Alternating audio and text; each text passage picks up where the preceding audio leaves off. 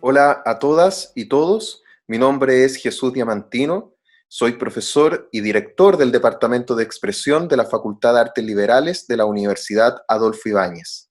A través de esta cápsula hablaré sobre los medios de comunicación y los recursos persuasivos que podemos encontrar en los textos que de ahí emanan. Para comenzar, me gustaría partir con una pregunta.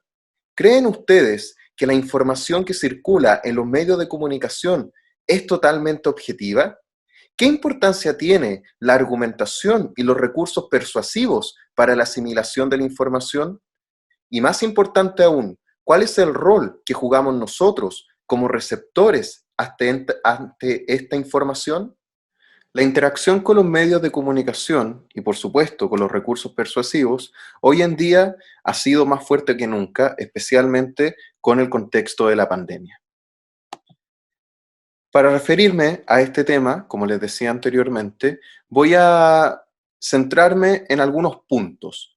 Los medios de comunicación, luego las noticias y los reportajes, luego las columnas de opinión, después editoriales y cartas al director y finalmente la publicidad gráfica.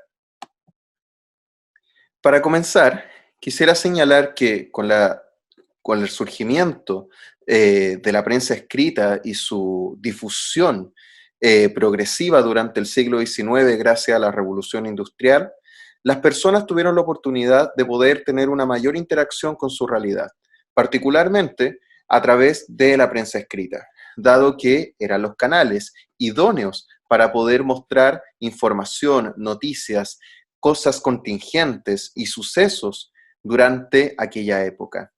Más adelante, y ya con la sofisticación de los medios escritos, los diarios se amplían también a revistas y de esa forma la información se hace mucho más global. Sin embargo, no va a ser hasta el surgimiento de Internet cuando la información se va a globalizar absolutamente. Esto, dado que Internet va a permitir como plataforma la transformación también de la materialidad del diario. Es decir, que el diario ahora se va a transformar en un recurso absolutamente visual.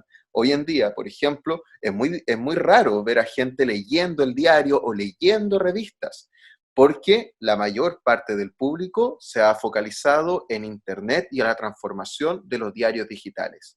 Sin embargo, la digitalización de los recursos informativos, es decir, de la transmisión de la información, de todas formas, ha permitido el desarrollo de ciertas tipologías textuales que se mantienen intactas. La prensa escrita, podemos decir que se manifiesta a través de dos grandes formas discursivas o dos grandes tipologías discursivas: los textos argumentativos y los textos expositivos. Y ahora procederé a explicar cada uno de ellos.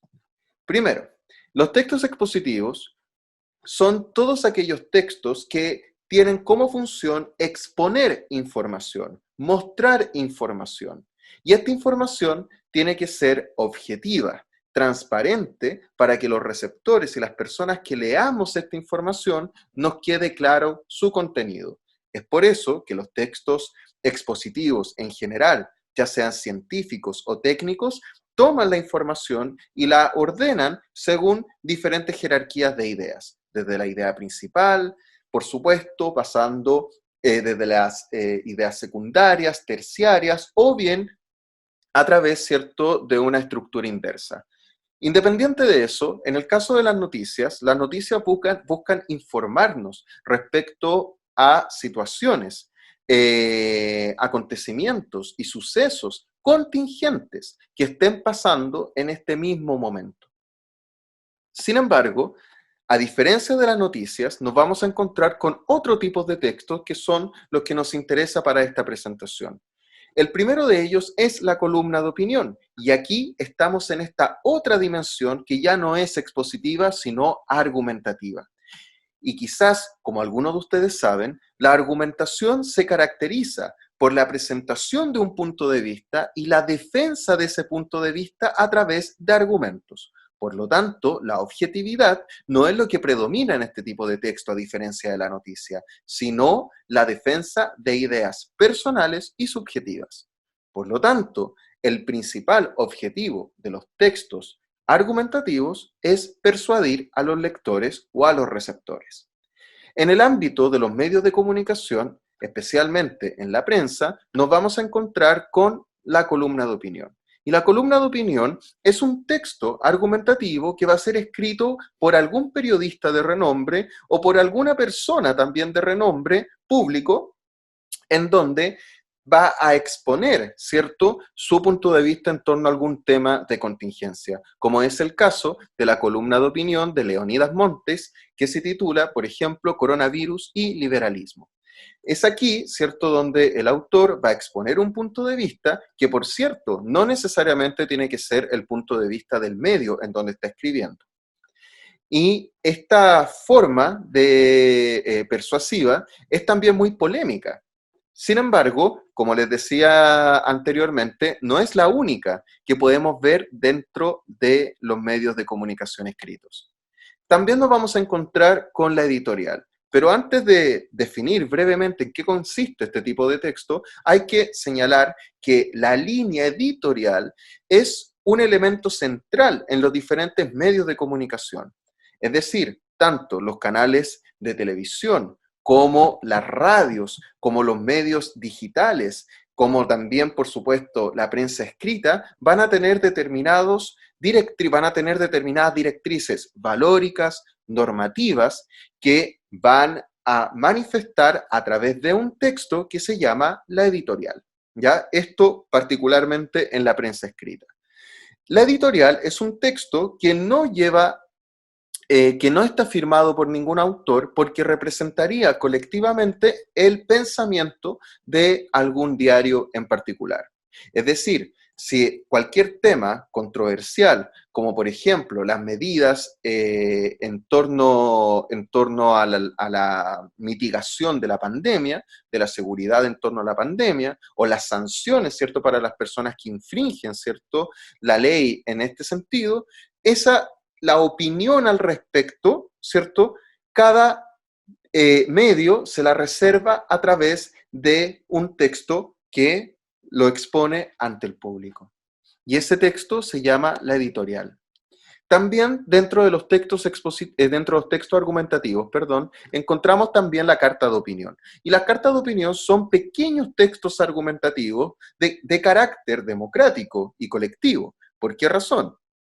Porque estos pequeños textos que van incluidos en la sección de opinión de algunos medios escritos, como en el caso del Mercurio, que el ejemplo que está acá, es a través de estos textos donde las personas, donde los lectores, los receptores del diario tienen la oportunidad de poder expresar su opinión en torno a temas de contingencia, a noticias que han aparecido en el mismo diario, o bien estas cartas muchas veces son respuestas a otras cartas de personas que han expuesto su opinión.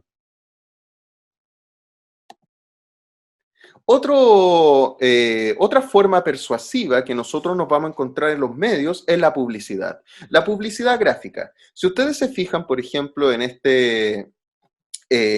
imagen, vemos ahí a Santa Claus, al viejo Pascuero, con unos niños, ¿cierto?, que están sacando la bebida Coca-Cola, ¿cierto?, en el contexto de Navidad. Por lo tanto, esta imagen, si ustedes se fijan, esta imagen atractiva, los colores, ¿cierto?, la alegría, el semblante de los personajes, son recursos visuales que tienen como objetivo vender un producto, y en este caso, Coca-Cola. La publicidad también ocupa los recursos persuasivos, pero no a través de la argumentación, no a través de la exposición de las ideas concretas y escritas, sino a través de los elementos visuales. Es así, ¿cierto?, como este simple cartel que tiene como rótulo por Santa Claus, ¿cierto? Se supone que por Santa Claus se debería comprar un producto.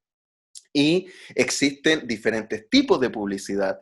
Las publicidades gráficas cada vez están más sofisticadas y También nos vamos a encontrar con otro recurso gráfico que es la propaganda, que a diferencia de la publicidad, la propaganda no busca vender un producto, sino difundir ideas y también busca la adherencia a determinadas ideas. Nosotros, por ejemplo, podemos ver cómo diferentes ONG realizan, ¿cierto?, campañas propagandísticas para poder crear conciencia ya sobre diferentes temas. Y también sucede con las campañas políticas, en donde también aparecen estos recursos visuales para poder persuadir a la población para votar por un determinado candidato. Hoy en día son las redes sociales las que se han tomado el protagonismo de esta interacción con los medios de comunicación y también, ¿cierto?, a través de la persuasión, ¿cierto? Porque las redes sociales no solamente transmiten información, no solamente permiten interactuar socialmente con otros usuarios de las mismas redes, sino que también a través de este canal Facebook, Instagram, WhatsApp, entre otras aplicaciones, también, ¿cierto?, se muestra publicidad, se muestra información noticiosa, información también propagandística y, ¿por qué no?, también, ¿cierto?, elementos persuasivos. Por lo tanto, nosotros como receptores de esta información tenemos la responsabilidad, ¿cierto?, de sopesar aquella información que valide nuestro punto de vista, pero que también, ¿cierto?, sea información fehaciente que nos permita sostener una visión crítica en torno a nuestra realidad. De esta manera, hemos podido ver una panorámica de las diferentes tipologías textuales que existen en los medios de comunicación, pero particularmente hemos revisado los recursos persuasivos que están presentes en este tipo de textos.